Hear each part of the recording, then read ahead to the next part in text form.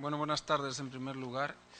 Muchísimas gracias a los organizadores de este módulo de formación de jueces en propiedad intelectual por acogerme hoy aquí. Es para mí un honor y un orgullo y una gran satisfacción poder compartir con ustedes una serie de reflexiones sobre la experiencia española en la persecución de estos delitos y el tema de la intervención penal. Quisiera agradecer también la presencia de los ilustres colegas norteamericanos, fiscales Lippmann y Kirmanovich, y manifestar mi profunda envidia respecto del profesor López Tarulla, porque parece que se va a quedar bastante tiempo en Lima, ¿no? Cosa que a mí me gustaría. La verdad es que cada vez que vengo a Lima disfruto muchísimo de todo, comida, amabilidad. De verdad que para mí es pues una satisfacción estar aquí. Insisto, busco trabajo. Si alguno tiene una oferta laboral o que me pueda permitir permanecer más tiempo en Lima, pues yo lo agradezco. Bien, dicho esto, también quiero agradecerle su presencia porque, dada la hora y las circunstancias, sé que mañana y pasado me han dicho que tienen ustedes, por lo menos los del sector público, vacaciones, con lo cual podría haberse ido perfectamente ya para anticipar pues un merecido descanso, y están aquí con nosotros para escuchar estos temas que a veces son áridos, pero muy interesantes y estratégicos. Y bueno, en cuanto a lo que es el objeto de mi intervención, hay una ponencia por ahí repartida, tienen 116 folios de información sobre esa experiencia española. Espero que no tengan ustedes que encontrarse en la dura tesitura de leérsela, pero si alguno está interesado ahí, creo que tiene una información bastante completa, y yo desde luego no les amenazo con reproducírsela oralmente en este momento. Me gustaría acotar mi intervención a los temas que sean de su interés, y por eso, incluso quizás rompiendo un poco el formato, les animaría a que, si quieren hacer preguntas, observaciones, críticas, discrepancias con respecto de lo que yo pueda estar manifestando, pues insisto, les animo a que lo hagan, porque estoy abierto a ello y me parece mucho más interesante y más enriquecedor de lo que yo les pueda dar aquí. Pero bueno, obligado a dar una especie de pequeña sinopsis, les diría, para empezar, que lo primero que debemos plantearnos los operadores del sector justicia es si hace falta una intervención penal en este tipo de infracciones o vulneraciones a la propiedad intelectual. Y esta pregunta la lanzaría al foro, ni siquiera, no de una manera retórica, sino que me gustaría provocarles a que me levantaran las manos los que consideren que la intervención penal no es ajustada, o no es necesaria, o no es imprescindible. Porque evidentemente cualquier intervención penal tiene que reunir esos requisitos de intervención mínima del derecho penal, ¿no? Que si hay otros medios más eficaces, por vía civil, por vía administrativa, para acometer un fenómeno, deben ser ellos preferidos a lo que es la intervención del proceso penal, de los operadores penales, en cuanto que los sacrificios o los derechos e intereses que están en juego podrían verse seriamente afectados. ¿Creen ustedes que hace falta la intervención penal en este tipo de vulneraciones? El silencio suele ser tomado como asentimiento, en cuyo caso yo no tendría que seguir hablando. Pero por si acaso alguno no habla, pero piensa que no hace Doctor falta la Tirado, intervención. si me permite ya que usted invitaba a todos Sí. los escuchas y aquí soy alumno suyo también, efectivamente aquí en el Perú el Ministerio Público eh, ha venido rechazando varias denuncias penales, por ejemplo, interpuestas por las sociedades de gestión colectiva, Uh-huh. en lo que es utilización de obras en locales permanentes, en música, considerando que pese a ser un delito, ¿no? Tipificado en el Código Penal, que es la comunicación pública no autorizada, Uh-huh. diciendo que debe presentarse ante Indecopi o en la vía civil, ¿no? Aplicando el principio de mínima ratio, ¿no? Uh-huh. Y es un tema que aquí se está debatiendo, sí, claro. Muchísimas gracias. Pues entonces sí que tengo que hablar, ¿no?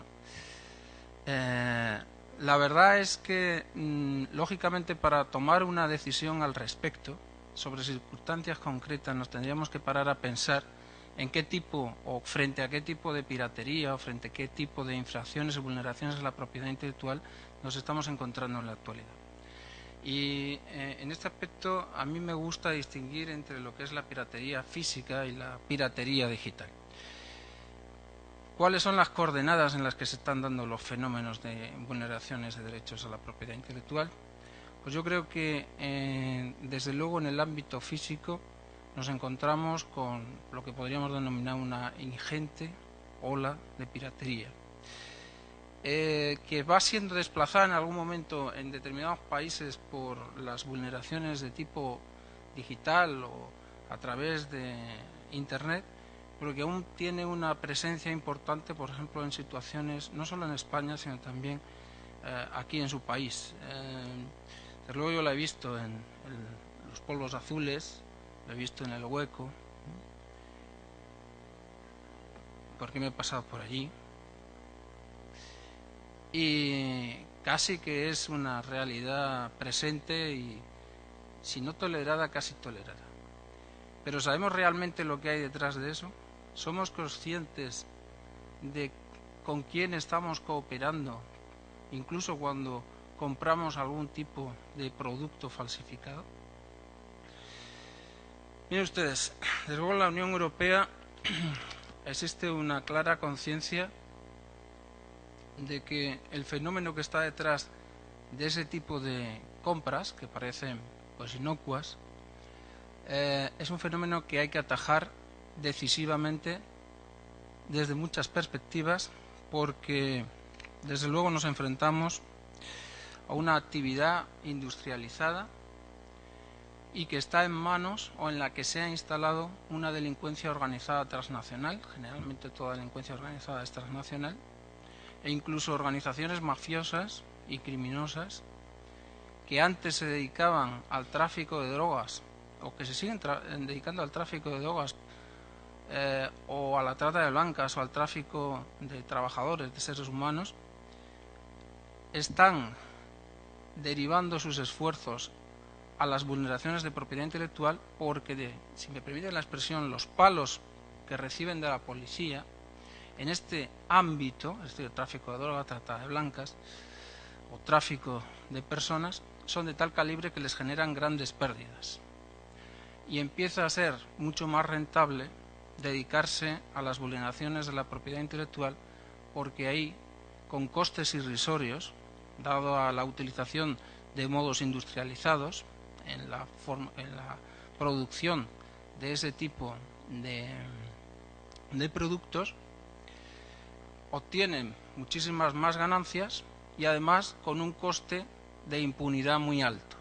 De manera que la respuesta del sistema penal es tan escasa que realmente conviene invertir en vulneraciones a la propiedad intelectual para enjugar pérdidas que esas mismas organizaciones criminales tienen en otras parcelas del crimen. De manera que nos encontramos ante auténticas empresas del crimen con departamentos especializados que se dedican luego al blanqueo también, pero que utilizan redes de distribución que antes se empleaban para otro tipo de actividades delictivas. Esto no es algo que yo les pueda decir aquí y ustedes se puedan creer o no, sino que está recogido en diversos documentos que maneja la Unión Europea. En la ponencia tienen ustedes, por ejemplo, lo que expresa el Libro Verde relativo a la lucha contra la usurpación de marca y la piratería en el mercado interior, que fue presentado por la Comisión Europea el 15 de octubre del 98, o la propuesta directiva del Parlamento Europeo y del Consejo relativa a las medidas y procedimientos destinados a garantizar el respeto de los derechos de propiedad intelectual. Les leo muy brevemente lo que subrayaba la exposición de motivos de la propuesta directiva. Decía: la lucha contra este fenómeno tiene una importancia trascendental para la comunidad, se refiere a la Comunidad Europea. Califica estas actividades infractoras como una verdadera amenaza para el orden público por cuanto se ha demostrado que se corresponden en cierta medida a la delincuencia organizada que encuentra en estas actividades un medio poco arriesgado de reciclar y blanquear fondos procedentes de otros tráficos ilícitos, entre paréntesis armas, drogas. Asimismo, tras reflejar que se han convertido en actividades casi industriales, se destaca cómo ofrecen a los infractores perspectivas de notable provecho económico sin excesivo riesgo, y constata que parecen incluso haberse convertido en actividades más atractivas que el tráfico ilícito de drogas, porque pueden obtenerse elevadas ganancias potenciales sin riesgo de sanciones jurídicas importantes. Por ello, estas actividades practicadas a escala comercial resultan ser un vector y un apoyo para la delincuencia, incluido el terrorismo. Se ha detectado que determinadas células de terroristas de ideología islámica y yihadista se han dedicado a este tipo de vulneraciones para obtener fondos con los que financiar sus acciones terroristas. Y probablemente la población, el ciudadano, no se da cuenta de a lo que está contribuyendo, pero este es el fenómeno.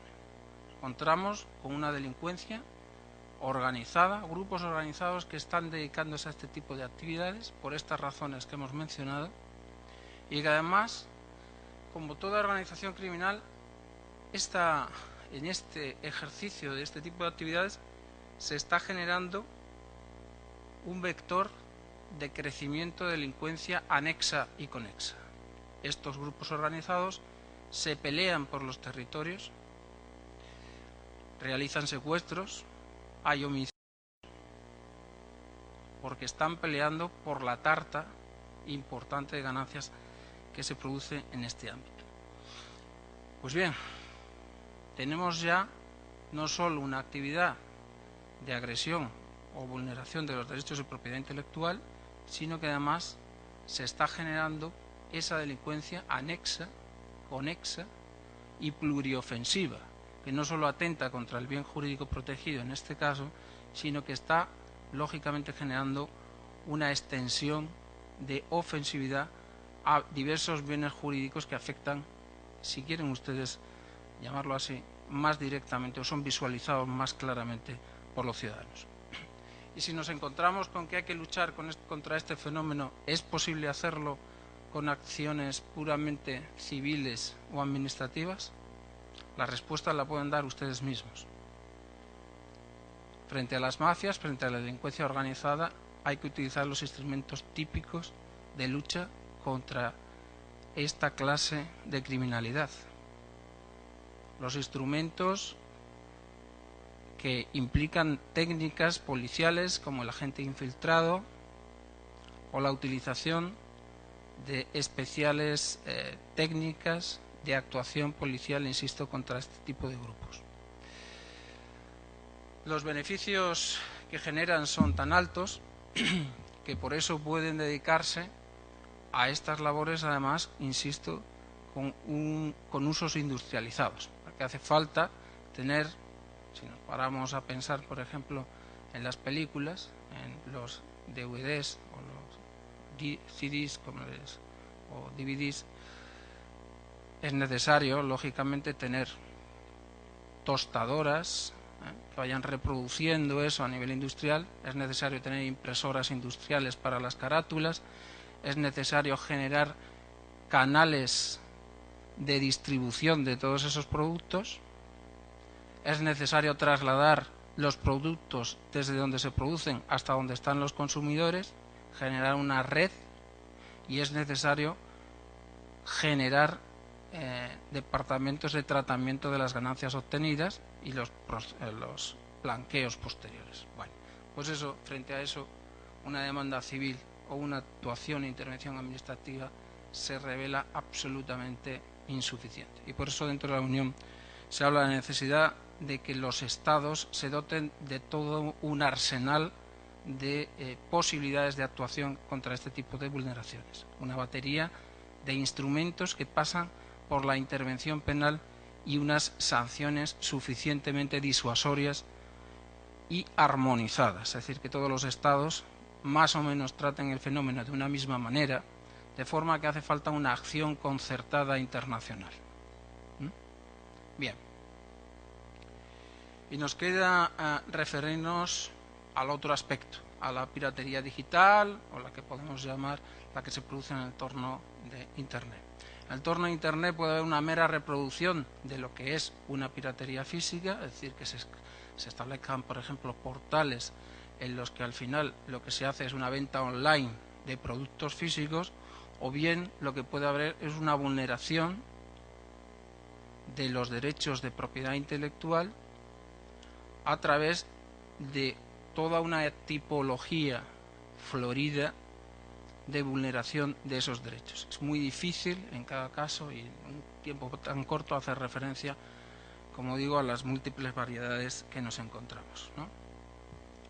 Pero lo que hace Internet, porque permite una distribución instantánea y mundial de esos productos, es evidentemente generar un impacto demoledor sobre los derechos de los titulares de esos bienes. Y en muchas ocasiones quizás no valoremos hasta qué punto eso significa un impacto también sobre las posibilidades de creación de puestos de trabajo de esas industrias culturales, la cantidad de impuestos que dejan de percibir los estados, que pueden dedicar esos dineros a escuelas públicas, a mejorar la sanidad, la red de carretera, los transportes, es decir, en favor de los propios ciudadanos y para que su país, porque cada país aumente evidentemente unos ingresos que pueda destinar a actividades que redunden en beneficios de sus ciudadanos. Y nos encontramos además con que, quizás porque no valoramos suficientemente lo que cuesta crear un producto de esos, acabemos minusvalorando cuál es el impacto. Pero lo cierto es que en cualquier caso las tipologías delictivas casi todas se producen de manera anonimizada. Es decir, que debido a la falta de una regulación adecuada, me atrevería a decir, del registro de los dominios en Internet, nos encontramos con que la mayoría de los registros se efectúan con datos falsos y además se ubican en países distintos de aquellos donde se acaban produciendo los efectos respecto de las obras intelectuales.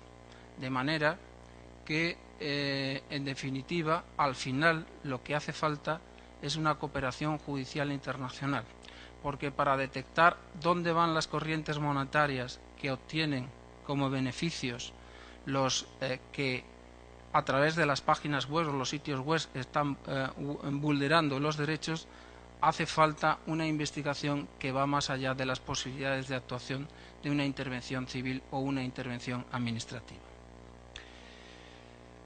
Porque normalmente el lucro se obtiene a través de los banners de publicidad, a través de micropagos, a través de obligar a los usuarios de esas obras o que quieren acceder a esas obras intelectuales a registrar sus datos si se venden esos datos, porque se comisiona a los que vulneran esos derechos para que suban a Internet determinadas obras audiovisuales y a mayor calidad, mayores accesos, mayor número de accesos, mayor retribución, porque al final hay que ir a dónde llegan los pagos que hacen las empresas que se publicitan a través de banners o de cualquier otra manera su empresa en esas páginas, y entonces es necesario de nuevo acudir a investigaciones criminales, insisto, para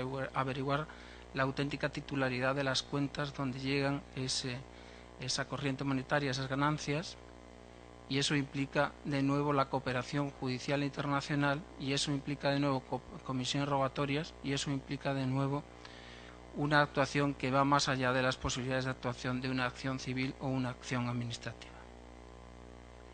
En Europa, para evitar en general las vulneraciones masivas de derechos de propiedad intelectual en la red, en Internet, se han intentado idear mecanismos de algún modo que podríamos denominar sustitutivos de la intervención penal, si no sustitutivos, al menos aplazadores, y por las razones que quizás dé tiempo de mencionar, y si no, a lo largo del debate entraré en ellas.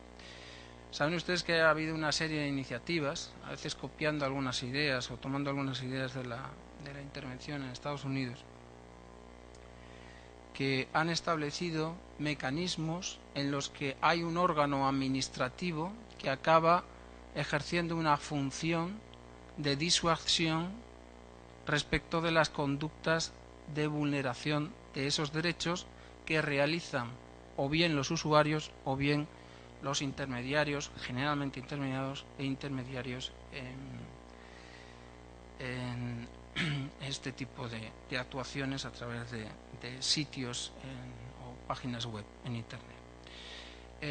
Las iniciativas modelos son las de Francia y Gran Bretaña, la de Francia la ley Hadopi y la británica la ley de economía digital. En ambas se establecen unos sistemas que podríamos llamar de respuesta gradual, que pretenden mandar un mensaje pedagógico respecto de los usuarios, es decir, de aquellos que o bien se descargan o bien acceden online y visionan en streaming este tipo de obras o escuchan obras musicales o obras audiovisuales que son en este momento, digamos, las más afectadas por las actuaciones de piratería.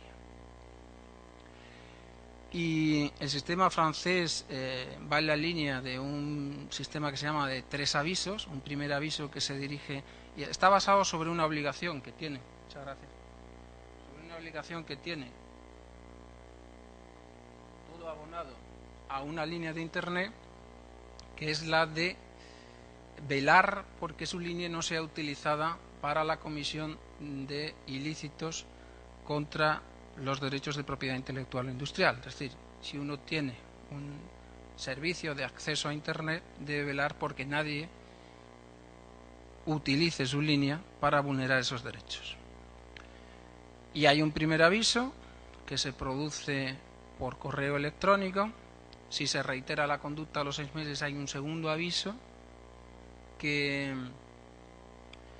además del correo electrónico, utiliza una comunicación certificada postal, y un tercer aviso diciendo, si se reitera en un año la conducta de vulneración, que puede ser sancionado, incluso se puede acudir a la vía penal. Y hay multas que para las personas físicas individuales pues están sobre los 1.500 euros y para las personas jurídicas van sobre los 7.500 euros. En el caso de Gran Bretaña, a partir de la iniciativa de los titulares de derechos de propiedad intelectual, estos pueden dirigirse a los proveedores de servicio para que anonimizadamente, mejor dicho, identifiquen las IPs de aquellos que pueden ser vulneradores o que se están detectando que vulneran los derechos. Las posibilidades son al final de imposición. Bueno, los titulares pueden acudir al juez para desanonimizar, es decir, para conocer quiénes son las personas que están tras esas IPs, pero en cualquier caso los proveedores de servicios están obligados a advertir a sus abonados que están vulnerando, después de un informe, digamos, de evidencia que se está produciendo esta vulneración, y deben adoptar determinadas medidas, bien de ralentización, bien de bloqueo o de interrupción del servicio de Internet para aquellos que están, digamos, abusando, ¿no? Si se disminuye la capacidad de bajada o la velocidad, evidentemente se le está impidiendo realizar esas vulneraciones en cuanto al tipo, sobre todo, de las descargas. Pues bien, estas medidas, a pesar de que se iniciaron con la idea a generar un alto número de resultados que iba a ser muy disuasorio para la población, pues no se han revelado suficientemente efectivas. El intento español va en la línea no de ir contra los usuarios, sino contra aquellos que puedan facilitar que los usuarios vulneren esos derechos, y por tanto va sobre todo contra va a generar las posibilidades de bloqueo o retirada de contenidos vulneradores favorecidos por, sobre todo, intermediarios o enlazadores.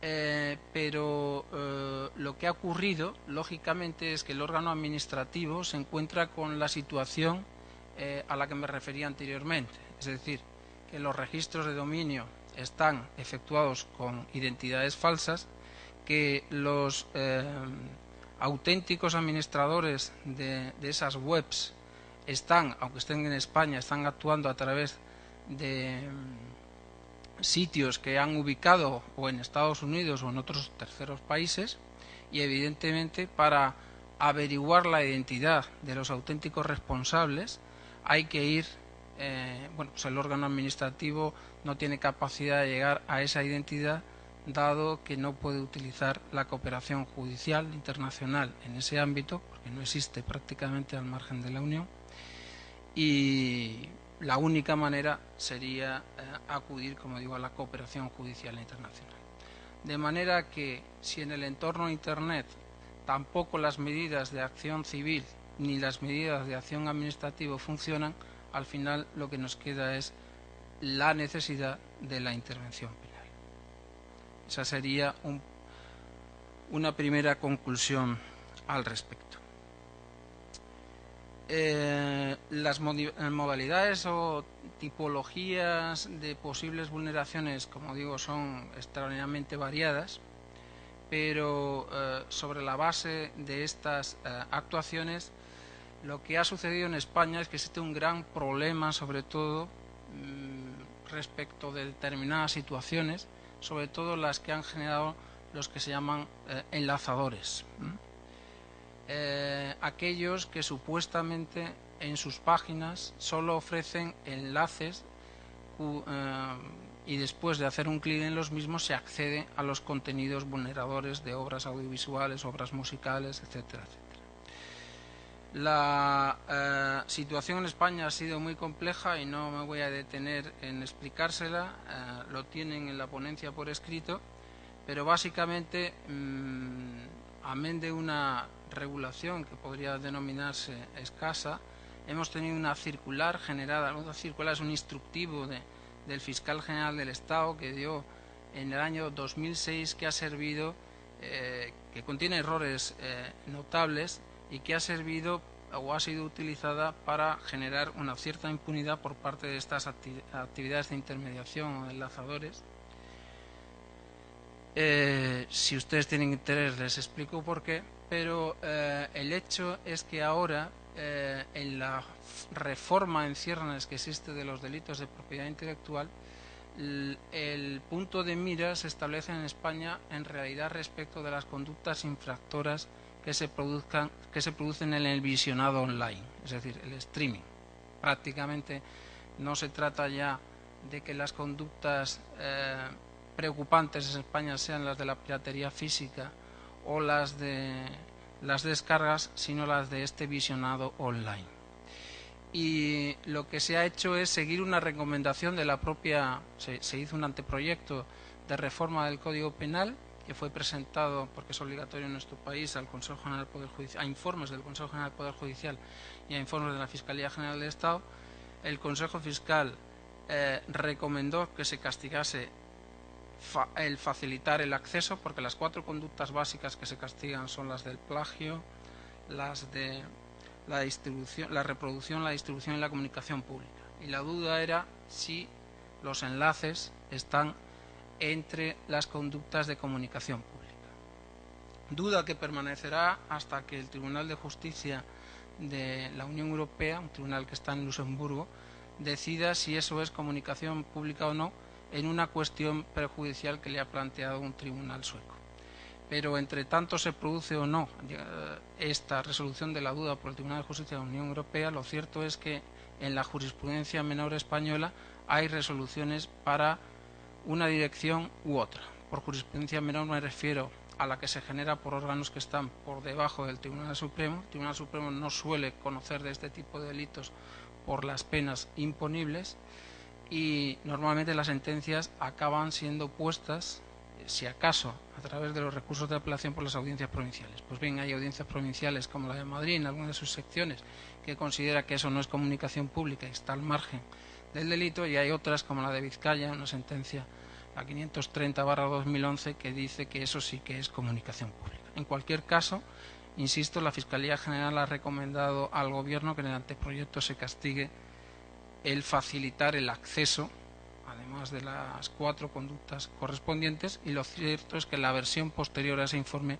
recoge esa propuesta, la positiviza y además incluye un subtipo agravado que castiga a lo que se denominan los enlazadores avanzados, esos que no realizan una búsqueda neutral o no facilitan enlaces para una búsqueda neutral, sino que hacen una referenciación de contenidos, es decir, que, por ejemplo, respecto de las obras audiovisuales, acaban haciendo una relación de películas, incluyen la carátula, hacen una sinopsis, etcétera, etcétera, que probablemente ustedes conocerán por su experiencia profesional. De manera que, estando pendientes de esos temas, sí que se han definido otras situaciones de tipología como claramente penales, o se han introducido en el concepto de comunicación pública por decisiones de cortes nacionales o cortes supranacionales, como la que le mencionaba anteriormente, por ejemplo, considerando comunicación pública lo que es una retransmisión por Internet del contenido de televisiones terrestres, incluso en aquellos sitios para los que esas televisiones se exponen en abierto, por ejemplo. Y en relación con las conductas a las que se refería el doctor Ugarteche, desde luego en España existen condenas por ese tipo de actuaciones, porque se consideran perfectamente incluibles en el tipo penal. Para ser muy breve, el gran problema, que no creo que sea solo en España, es que la aplicación o la experiencia aplicativa en la normativa de los tipos penales está condicionada por una serie de factores. Y el principal factor es, desde luego, lo que podría denominarse la dependencia conceptual de estos tipos respecto de normativa extrapenal.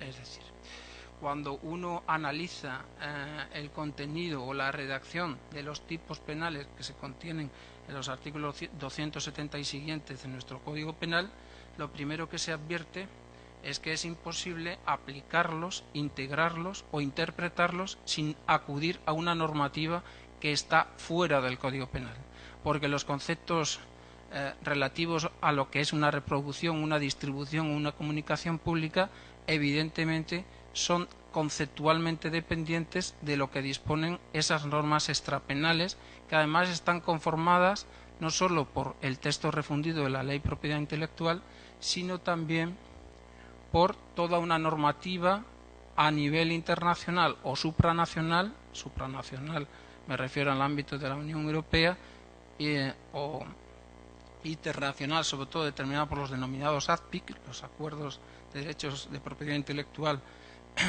relacionados con el comercio, que constituyen una de las patas del sistema de la Organización Mundial del Comercio. Y esa normativa está siendo constantemente renovada y genera una complejidad añadida para el aplicador generalista, es decir, para el fiscal o el juez que normalmente actúa en los procedimientos penales. Y esa complejidad es la que en ocasiones le hace cuestionarse la propia intervención penal, porque no queda claro, no tiene claro, y hay que decir que esto es una materia también de formación y concienciación, dónde acaban unas conductas o unos ilícitos, los ilícitos civiles, y dónde comienzan los ilícitos penales. Porque también existe la idea en España generalizada y de poco rigor y poco profunda, si me quieren ustedes entender en el sentido técnico jurídico, de que hay una justa posición entre esas esferas de protección. Y esto no es así realmente, porque se puede distinguir. Se puede distinguir entre lo que es objeto de protección a nivel penal y lo que es objeto de protección a nivel civil. Les voy a poner un ejemplo, aunque sé que este tema puede exceder de su interés. El 270 del Código Penal castiga a quien plagie, reproduzca, distribuya o comunique públicamente una obra literaria, artística, una obra intelectual, en todo o en parte, sin contar con la autorización de los titulares o sus cesionarios de los derechos.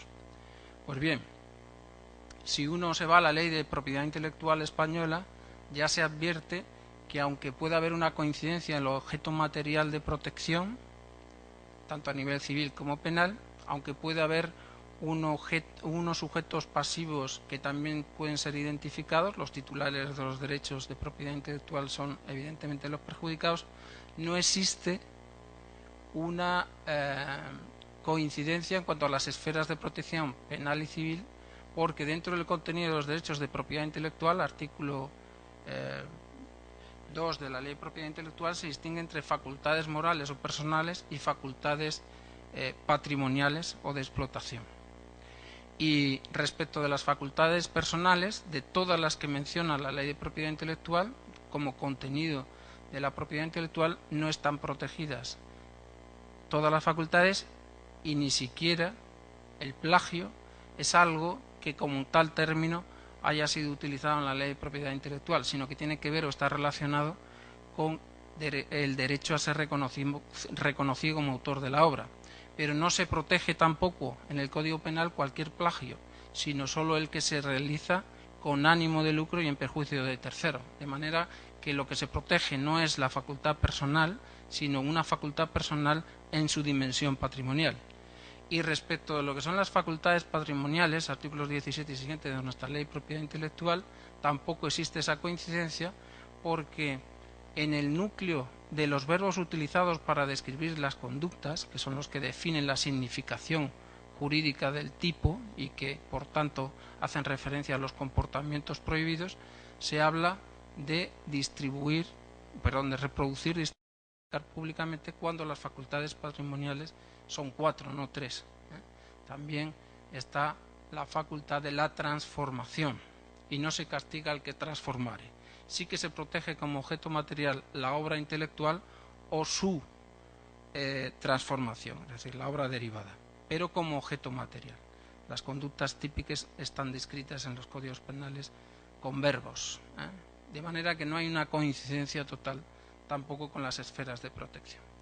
Lo que pasa es que el principio de intervención mínima se utiliza en muchas ocasiones para disfrazar criterios de cierta arbitrariedad.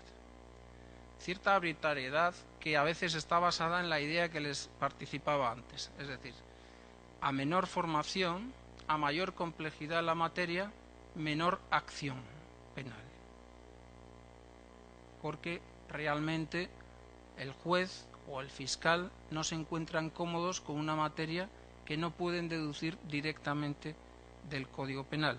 Y estos tipos, evidentemente, aunque no sean tipos en blanco, están plagados de conceptos normativos que hay que integrar y aplicar, como les decía anteriormente, con la normativa extrapenal, que además, insisto, no solo es una normativa nacional, sino que también es comunitaria e internacional. Y por otro lado, si tuviéramos que hacer referencias a las dificultades prácticas, pues ya entraríamos en los problemas. No sé cómo estoy de tiempo para acabar. Bien, pues las periciales. Las periciales son algo básico, tanto en su dimensión técnico-jurídica como en su dimensión patrimonial. La dimensión técnico-jurídica es la que te acaba diciendo o te acaba identificando los elementos del tipo, pero incluso cuando se va a realizar una operación de investigación hay que definir qué es lo que queremos, a dónde queremos llegar, porque las periciales nos van a determinar unos resultados u otros. Pero, lógicamente, para tener buenas periciales tenemos que tener buenos peritos con una formación cualificada, y eso no siempre ocurre en estas cuestiones. Con esto acabo y estoy a su disposición para cualquier pregunta, observación, crítica, discrepancia. Incluso si me quieren insultar por haber acabado tan tarde, también pueden hacerlo. Muchas gracias. Hay una pregunta, un aplauso por favor, un aplauso. Hay una pregunta de que viene de la corte de Ucayali, es la selva peruana. La pregunta es esta: ¿existe un tipo penal transfronterizo uniforme respecto a la piratería en su modalidad material o digital? De no ser así, ¿sería conveniente para reprimir tal práctica más eficientemente? Sí, sin duda la respuesta es sí, sin paliativos. sí a que debería existir. Porque una de las medidas que anunciaba que la Unión está siempre, sobre la que está trabajando, es la armonización en ese arsenal de medidas penales. Si no tenemos las mismas medidas penales en todos los países, los países que tienen zonas de mayor lenidad atraen a los delincuentes para instalarse en ellos. Evidentemente, la única manera de afrontar este fenómeno es con una acción concertada internacional que va no solo en la línea de la intervención, el elemento dinámico, es decir, la posibilidad de la actuación transfronteriza, sino también en el elemento estático, es decir, en una norma o en unas normas armonizadas, que ante un mismo tipo de conductas generen unas semejantes sanciones. Solo así se puede afrontar este fenómeno con algún propósito de éxito. Muchas gracias. ¿Alguien que tenga alguna pregunta, algún comentario? Esto también la hago extensiva a las Cortes del Perú, sobre cualquiera de los dos temas, el primero y el segundo tema. Adelante, por favor, Araceli.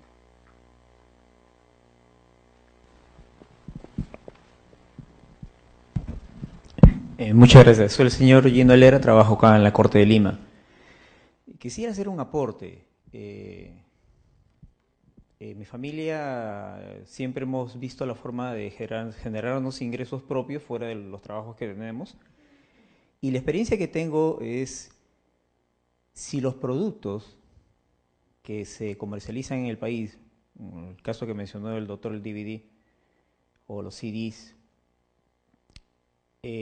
las empresas formales buscaran la forma de darlos a los precios que supuestamente las mafias lo proporcionan, ¿no? Pienso yo de que todos, teniendo un DVD, un CD o una pasta dental, una ropa de marca, eliminando la gran cantidad de impuestos y la ferocidad con que las empresas quieren obtener ganancias, por decirlo así, nosotros optaríamos por comprar los productos que son originales. Un ejemplo,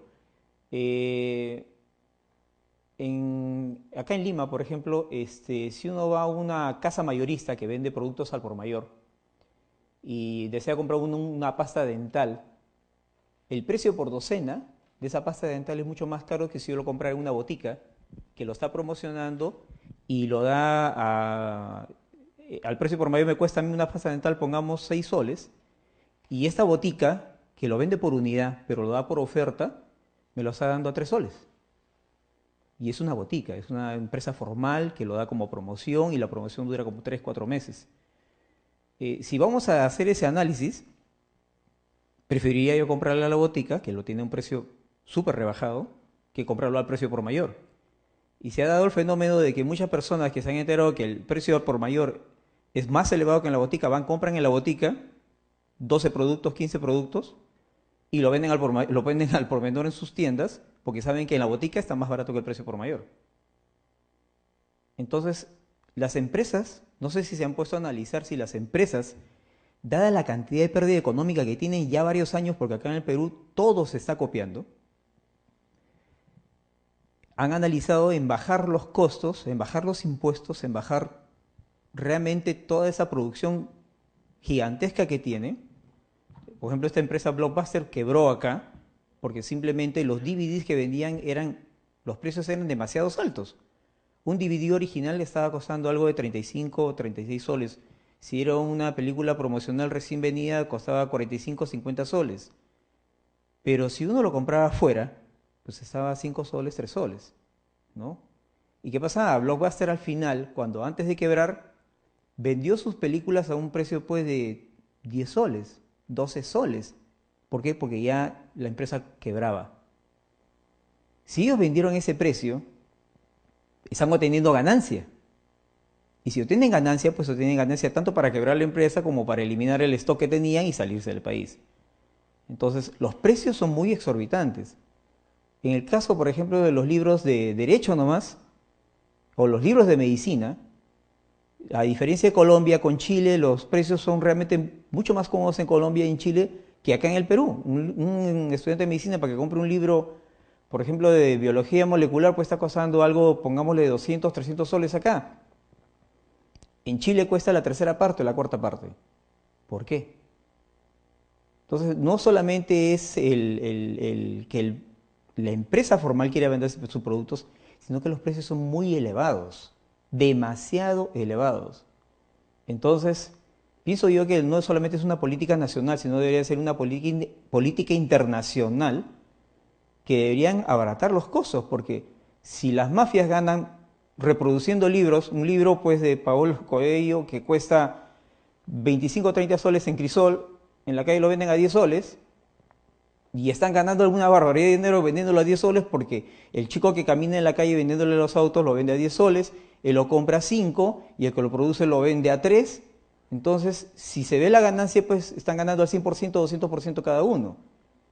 No sé si las empresas se han puesto a pensar en eso, pero realmente sería un ataque descomunal contra la mafia, porque pensemos en la época en Estados Unidos de la venta de no alcohol, no licores autorizadas, cuando el Estado dijo que se vendieran los licores libremente, pues la mafia del alcohol se derribó.